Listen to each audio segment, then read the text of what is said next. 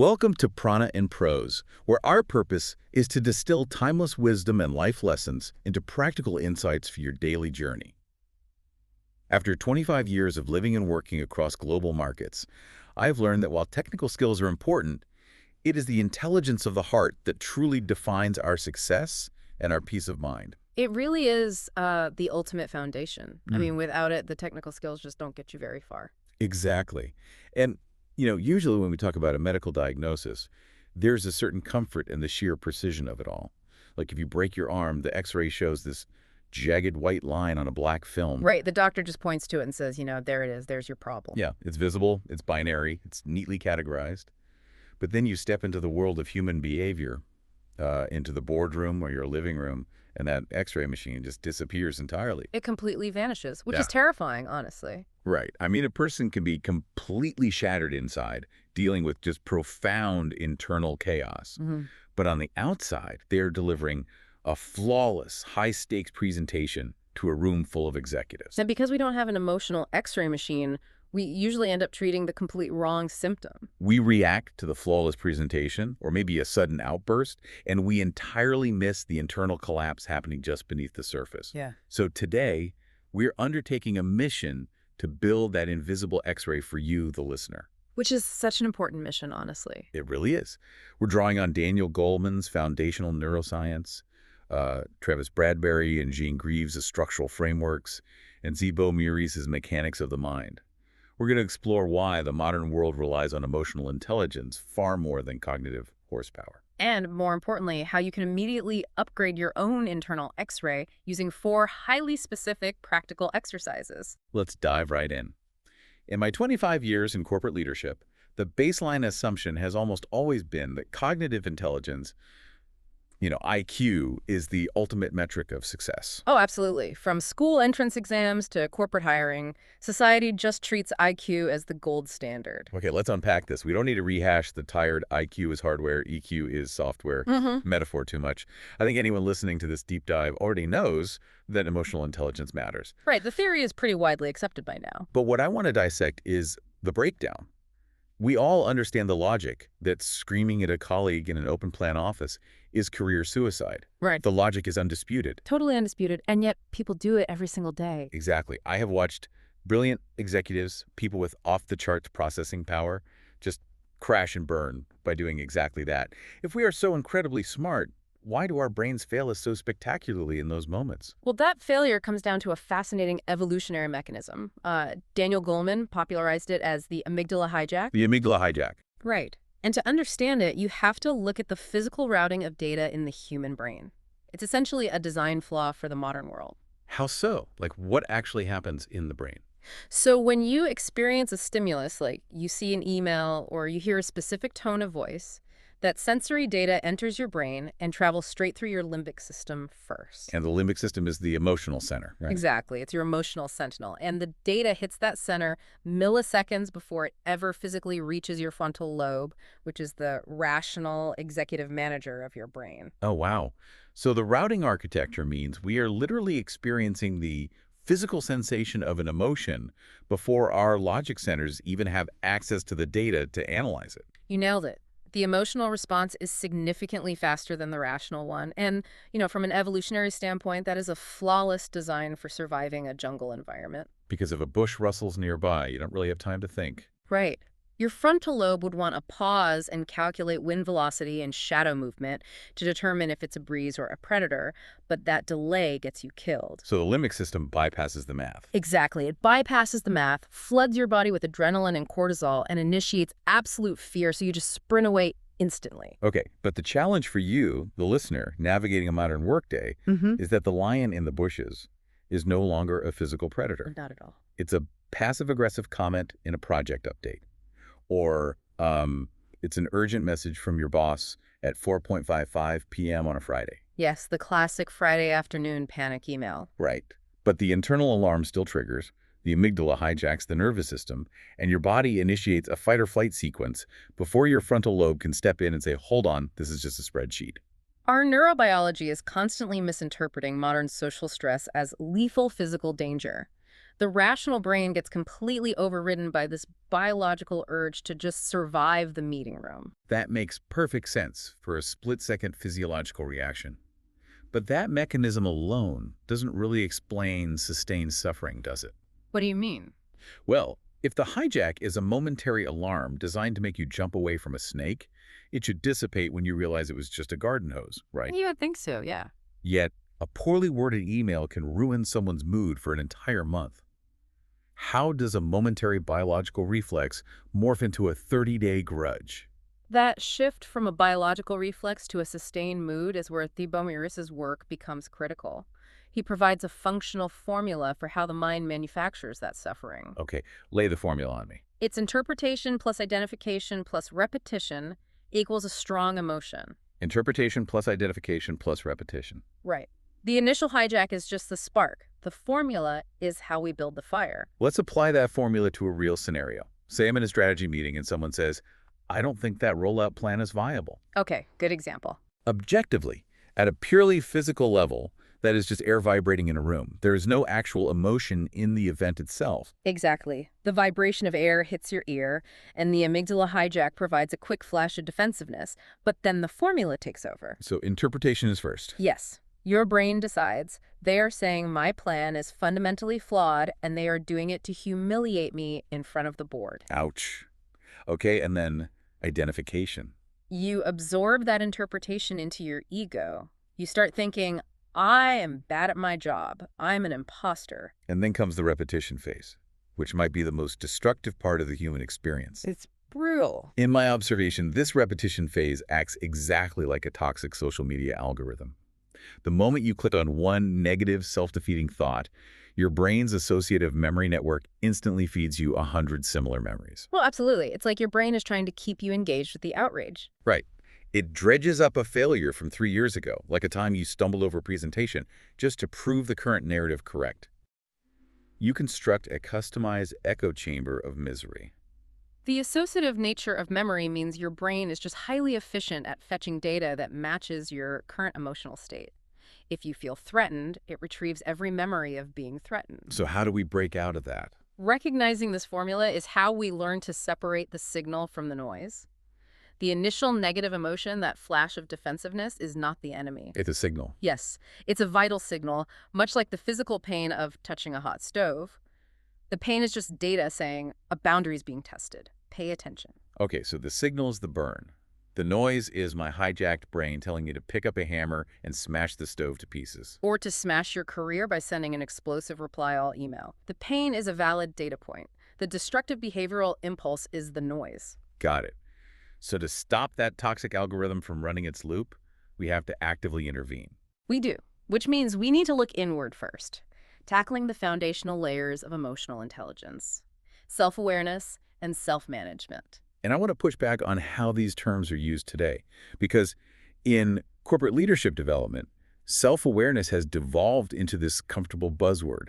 It really has. It's lost its edge. It usually just means knowing your personality type. Like, isn't self-awareness just knowing my preferences? Like, I know I do my best work early in the morning. Yeah. Or I know I hate crowds. That's what a lot of people think. But true self-awareness isn't about preference mapping. It is about the willingness to tolerate severe internal friction. Internal friction, meaning what exactly? It's the capacity to accurately perceive your own neurological state in real time without rushing to judge or suppress it. And the absolute prerequisite for that is tolerating the raw physical discomfort of the feeling. Ah, and when the internal alarm sounds, our modern reflex is to instantly throw a heavy blanket over the discomfort through distraction. Always. We feel a spike of anxiety or the crushing weight of boredom, and we immediately reach for our phones to scroll. Or we jump into another task. We will do anything to avoid sitting inside the fire. Anything. Which leads us to the first practical exercise for building your emotional X-ray, leaning into discomfort. How does that work in practice? The exercise is incredibly straightforward but highly demanding. When you feel that negative emotion hit, you deny the reflex to distract. So I don't pick up the phone. You do not pick up the phone. Right. You do not open a new browser tab. You sit with the physical sensation, the tightness in your chest, the shallow breathing, the heat in your face for 10 uninterrupted minutes. Just sitting there with it. Yes. Avoiding the feeling doesn't turn off the alarm. It merely muffles it while the fire spreads in the background. I have actually forced myself to practice this, and sitting there with the sheer heat of anxiety or anger without an outlet is agonizing at first. It's terrible, I know. But what I discovered is that it transitions the emotion from being a threat to being an object of study. By leaning into it, you begin to read the actual error code your body is producing. That's a great way to put it. You cannot rewrite the software if you refuse to look at the error logs. Exactly. So once you tolerate the sensation and gather the data, what's next? You move to self-management. This is the tactical application of your awareness. It's the ability to put your impulsive, amygdala-driven needs on hold in order to pursue a larger strategic goal. Like choosing not to retaliate against a vendor who messed up because your larger goal is a successful product launch. Precisely. But in the heat of the moment, that is incredibly difficult. When the system is flooded, logic feels light years away. So how do we bridge that gap? This brings us to the second practical exercise, the emotion versus reason list. You literally take a blank sheet of paper and draw a line down the center. Okay, a T-chart basically. Yep. On the left side, you write exactly what your hijacked emotions are screaming at you to do. On the right, you write what objective reason dictates you should do. Now, I was initially skeptical of this one. It felt like rudimentary busywork, But the act of physically writing it down visibly lowered my heart rate. Does simply writing it down actually do anything biologically to stop the hijack? It absolutely does. The mechanism is rooted in cognitive load and motor function. Writing by hand is a complex logical motor skill. So it forces the brain to work harder. Right. When you force yourself to pick up a pen, articulate abstract feelings into concrete words, and physically map them onto paper, you are mechanically forcing electrical activity and blood flow back into your prefrontal cortex. Wow. You are manually overriding the limbic system by demanding that the hardware perform a highly rational, structured task. It literally steals the power back from the amygdala. You are rebooting the frontal lobe by giving it a complex physical assignment. I love the sheer mechanics of that. It's a great hack. But we also have to account for those moments when you are trapped in a relentless thought loop, right? Like when you're driving or lying in bed at 2 a.m. and you can't exactly get to a piece of paper. Right, you can't always pull out a notebook. The anger is just circling the drain, repeating Meurisse's formula endlessly. What do we do then? For those moments, we have the third practical exercise, the 5-step letting go process. It's a surgical tool for short-circuiting internal repetition. Walk us through the 5 steps. When you observe a negative emotion building its loop, you ask yourself a strict sequence of questions. Step 1, could I let this feeling go? Okay. Step 2, would I let it go? Step 3, when? And the mandatory answer to step 3 is now. Now. Okay. Step 4 is to actually release the tension. And step 5 is to repeat the cycle until the baseline resets. The first time I encountered this, my immediate reaction was intense resistance to step 3. The now part. Yeah, the now part.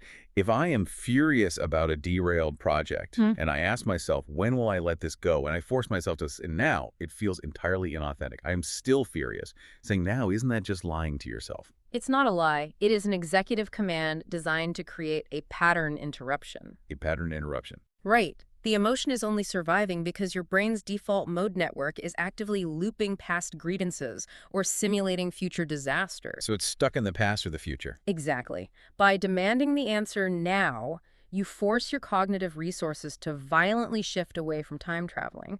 It snaps your subconscious out of the past and yanks it directly into the present physical moment. And that breaks the loop. It shatters the repetition phase of the formula by starving it of the time it needs to run. It is a hard reset on the algorithm.